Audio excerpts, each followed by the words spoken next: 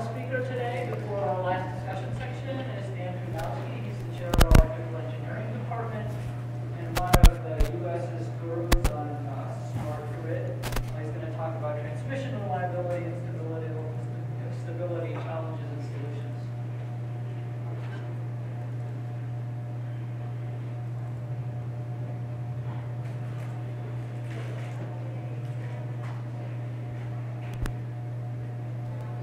Okay, so I'd like to thank you for coming over. I know it was a long trip. So I had heard of your school, your university. I had no idea you were so prestigious. So I feel humbled to talk to you. My research program is very small compared to your university. So.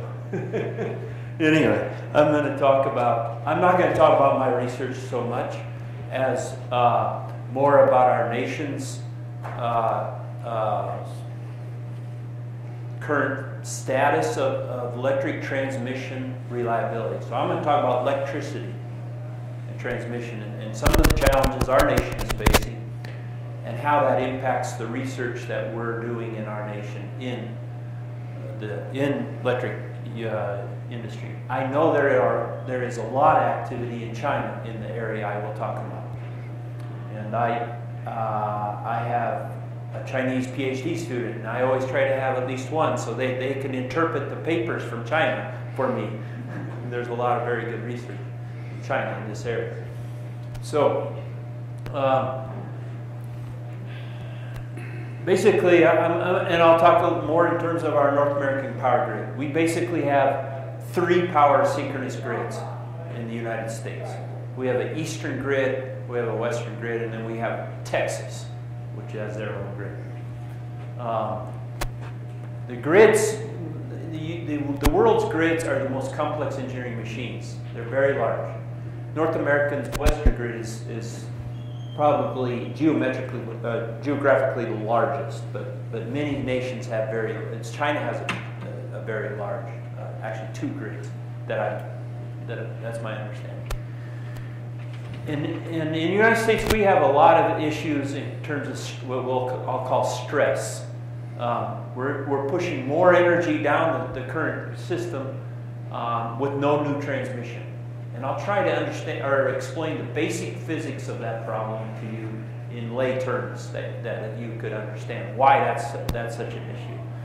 And renewable energy really is difficult to integrate that into the grid is challenging. And then I'll talk about some of the solutions. The traditional solution is to build more transmission line. But there are other solutions that you can leverage.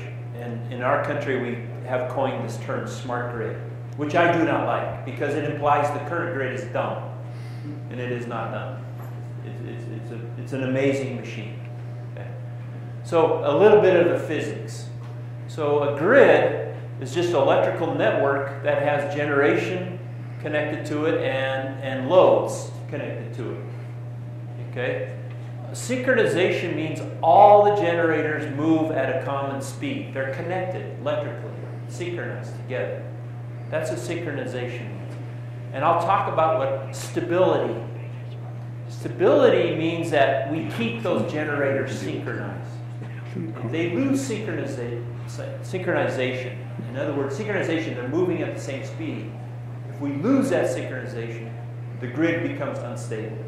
And I'll show you examples of how that happens. If the grid is stressed, in other words, I try to push more power from the generation to the loads through an existing grid, we call that stressed. The more likely I will be unstable. Okay, it's just a fundamental law of physics. Okay, and the analogy is a simple mass spring system. If I connect 2 masses through a spring, the equations, the physics equations, are the same if I take 2 generators through transmission lines. Okay, equations of motion are the same. So here's a typical what an engineer, electrical engineer would do in China or the United States to determine how much power they will allow to be transmitted across the grid. Okay? So what I've done here is I've done a study. In the first case, I've loaded 10% of the generation here. So I put in a mechanical power, coal or whatever, at 10. And I'm going to deliver it across over to this. This is actually a motor. Okay, I'm running it as a motor. This is the world's simplest grid. And I have a transmission loss. Lightning strikes or something, and I have a loss. What will happen, the speed of this generator relative to this generator will lose synchronism. This is the relative speed of the two generators relative to each other. It should be 0 if they're synchronized, if they're running exactly the same speed. If I do that perturbation, I get a red and it settles back down. As I increase loading, okay, each time I'm increasing loading, there's a point, the green point here, for example, where the generators become unsynchronized. That's the unstable point. If I go even further, they instantaneously become unsynchronized. So the power engineer would say you cannot go above 30% generation at this point. And that's how we control the world's grid today. If you want to increase that transmission capacity, okay, then I must add more transmission. So I would add a third transmission line in the system. Now my stability point, I actually covered all 80% in this case. I always, it takes a while, but I will come back to synchronous. And that's the traditional solution used today throughout the world to maintain, this is called reliability. Power engineers call this reliability. This is how we designed it in. So with that in mind, okay, in our country, we have a lot of challenges. We have a lot of lost engineering institutional memory. The smart people who were the smart people in our country, the young people, did not go into power engineering for the last 30 years. It was not an attractive industry. It was very mature, very little research. Telecommunications, wireless communication, and all these other areas were much cooler. So actually our most prized knowledge came out of the 1950s, 1960s, our engineering standards, and that's how they're used today. Permitting is very difficult. Okay, if you want to build a transmission line, you will spend more money getting permitting than you will actually construction. And renewable energies, you can't control them. From a power engineer's perspective, a coal plant is if I need more torque on the shaft, I put more coal in. But wind, I can't control. So it's very difficult to integrate renewables at a high penetration level.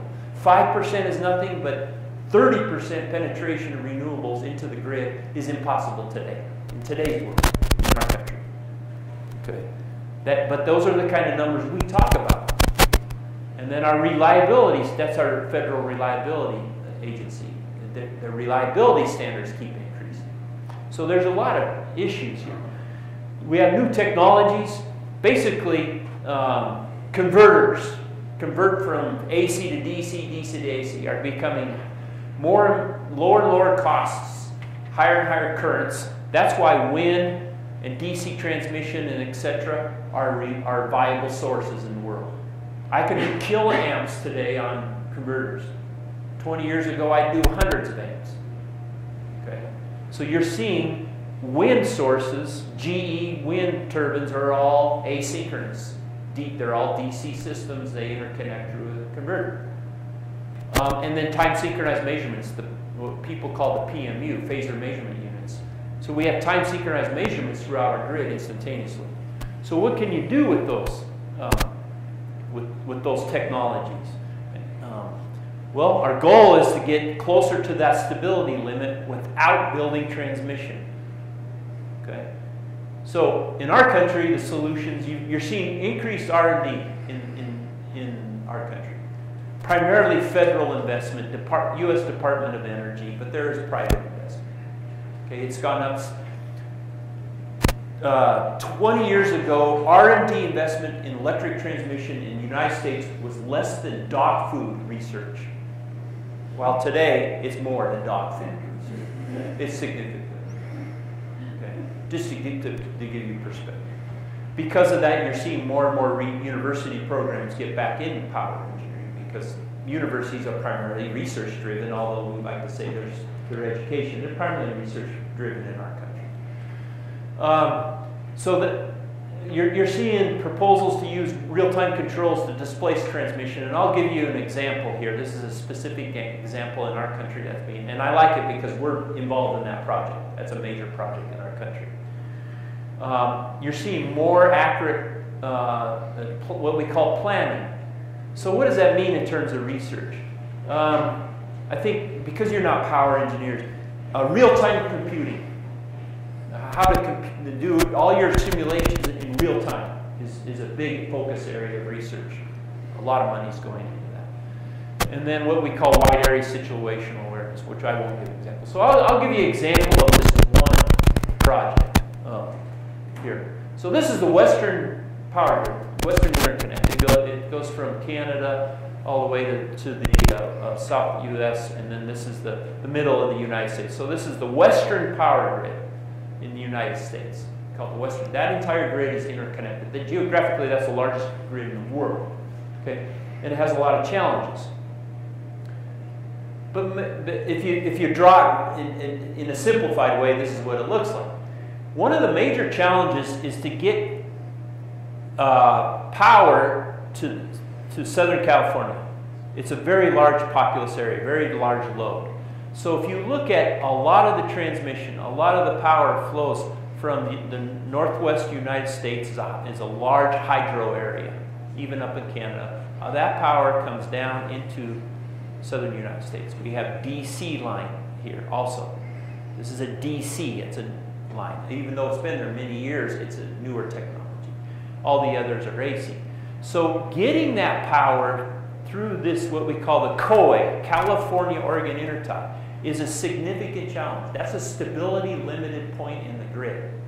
We cannot build more transmission because of environmental permitting. They've been unsuccessful. So if I have a disturbance, in fact that was just last week, this is a common disturbance in the power grid. So we're transferring 1.3 gigawatts across that one line there. There's a disturbance, it's nice and stable, power comes back to synchronism. That's typical.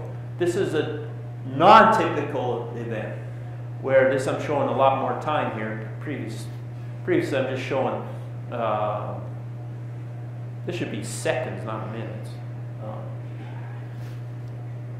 Here I'm showing several, about 10 minutes of time. But you can see several events occurred. We had an unstable event, and we actually lost synchronism.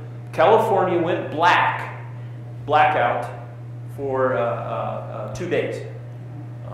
And many people get upset. I don't know why. That's a joke. So we try to avoid that. Okay. So what happens in the grid? These are events. This is normal. This is low synchronism, slow stability. This is in 2002. This is in 2000. We're marginally stable. This is the unstable one. I could show you many examples, but these marginal ones occur more and more often today. And so the Western grid is very struggling with this. So one proposal that we put forward and is actually being built today is you take and put a break up here. A break is just a resistor. You put a break here, and then you modulate the DC power just right. So it's a controls. So what do I need to do this? I need communication. I need real-time communication across the whole grid. But new technology, PMU, they invested $150 million to build a real-time network, not just for this, but for many applications. That's called, quote, smart grid today. And this is one of the prototype control schemes that are being used. And so what can that do if I do that? Here's an example. This is a stability study run. So that COI, they can run up today, they can run 3.5 gigawatts across that and maintain stability on a major event. With this technology, so that here we have a 200 megawatt break and a 200 minus 200. So these are about $10 million on investments on each end. So a 20 million plus this is about a $10 million investment. So we're talking about a small investment compared to expanding that transfer by 2 gigawatts. Okay. So this is an example of a smart grid increasing my transmission capability into the system. And I could give you more other examples. So, you know, I'm just trying to give you a snapshot of what we call smart grid. And this is what I call smart grid for transmission reliability. Other people focus more on the consumer. Smart grid, that's much more common. This has a much higher return on investment, these technologies. But anyway, so I guess I'll stop.